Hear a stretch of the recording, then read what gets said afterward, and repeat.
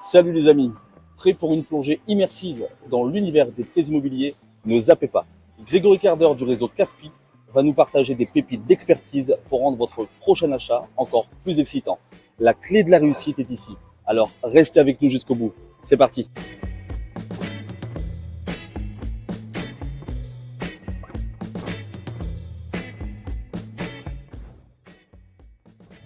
Alors bonjour à toutes et tous, donc bienvenue sur cette nouvelle vidéo de présentation où je vais vous présenter Grégory qui tient l'agence CAFPI à Boulogne-sur-Mer en prêts immobiliers. C'est à ton tour pour les présentations.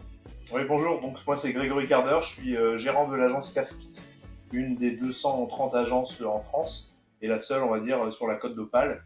Moi ça fait une dizaine d'années que je fais des prêts immobiliers, j'ai accompagné plusieurs centaines de familles pour le financement de leurs projets.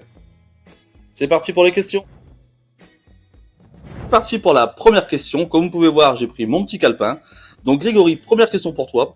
Quel avantage, selon toi, un acheteur peut tirer d'un courtier en prêt immobilier? Alors l'intérêt principal d'un courtier, c'est de faire gagner du temps et de l'argent à nos interlocuteurs. Du temps parce qu'on va en fait procéder à toutes les démarches pour eux, les accompagner sur tous les volets de la transaction et surtout donc de la recherche de financement, et puis gagner de l'argent parce que les clients vont pouvoir bénéficier de tous les taux qui ont été négociés en amont par nos responsables des partenariats bancaires. D'accord, ok. Très bonne question et très bonne réponse pour nos auditeurs et ceux qui nous regardent. Donc on passe à la question numéro 2. Alors Grégory, pour cette deuxième question, parlons succès. As-tu une histoire récente où ton expertise a aidé un client à obtenir des conditions de prêt avantageuses? Alors oui, récemment j'ai été sollicité par un ami pour le coup qui avait des soucis à être crédible auprès de son conseiller bancaire sur un investissement locatif alors qu'il avait déjà fait ses preuves sur un précédent investissement.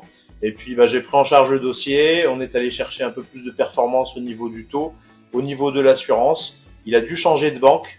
Bon, parfois ça arrive, parfois on arrive justement à garder la relation telle qu'elle est.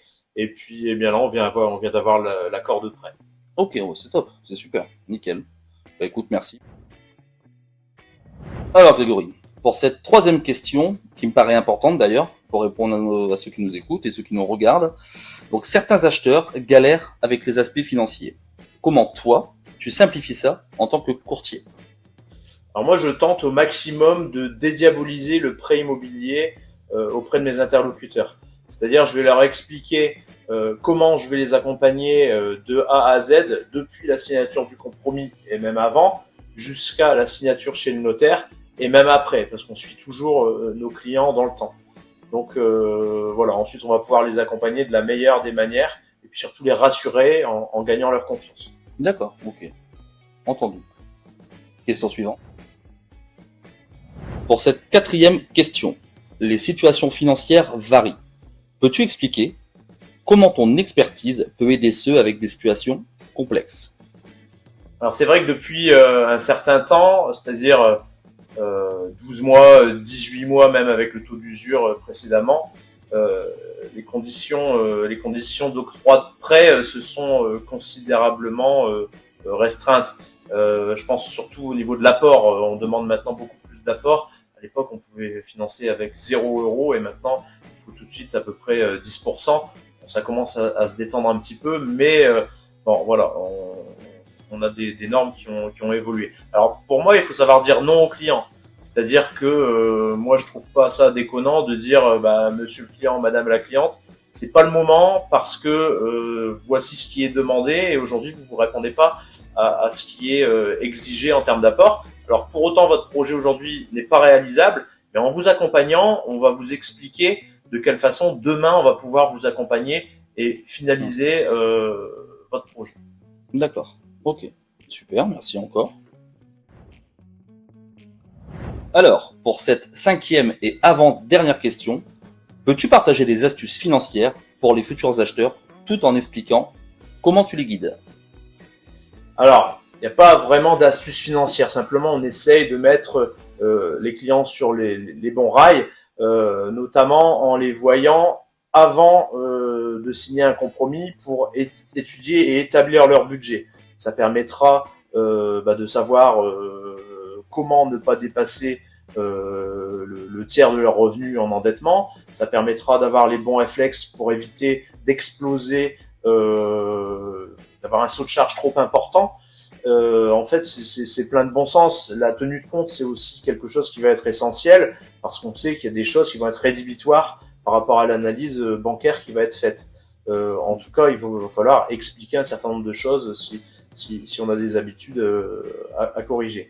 Et puis ensuite, ce qu'on pourra faire, c'est qu'on pourra éditer une attestation de faisabilité. Ça permettra à tous les acteurs de pouvoir éviter de perdre du temps avec des dossiers qui n'iront pas au bout. Et en l'occurrence, toi, t'en fais partie.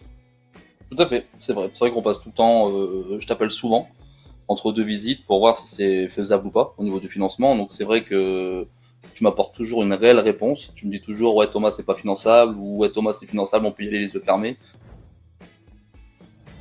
Enfin, pour cette 6e et dernière question, de quoi vais-je te parler? Je l'ai sous les yeux. Certains hésitent encore en raison des coûts. Peux-tu expliquer comment ces coûts peuvent être justifiés par des avantages financiers sur le long terme? Alors parfois, certaines personnes s'imaginent qu'elles vont pouvoir justement prendre leur petit dossier sous le bras, d'aller prendre rendez-vous avec leur conseiller bancaire, rendez-vous qui peut être pris parfois sous 15 jours, 3 semaines, donc en termes de réactivité, c'est très moyen. Nous, on va prendre en charge leur dossier, on va pouvoir de manière chirurgicale aller vers les organismes bancaires qui sont les mieux placés en ce moment, avec en plus une petite bonification par rapport au taux que nous, on a négocié en amont au niveau du siège bancaire et du siège CAFPI finalement. Et donc voilà, nous c'est un accompagnement premium qu'on va proposer aux gens, donc qui en plus de l'avantage financier va forcément amortir largement la rémunération qui va être, je le rappelle, incluse dans le montant financé.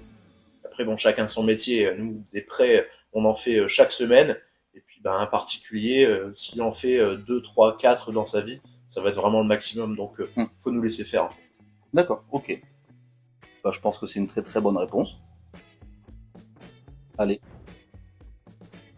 Alors, le petit mot de la fin, j'avais oublié d'en parler, on a oublié d'en parler aussi à ceux qui nous regardent. L'étude est entièrement gratuite, la faisabilité. Étude gratuite et sans engagement. Donc ils viennent, ils font ils ramènent leurs documents. Voilà, à nous de les convaincre.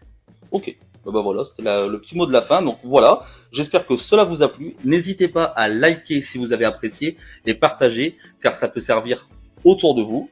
Et comme dirait Grégory, nos deux enseignes en fait ont un partenariat à échelle nationale, donc forcément CAFPI et SAFTI. Ça le fait. Allez, bye bye.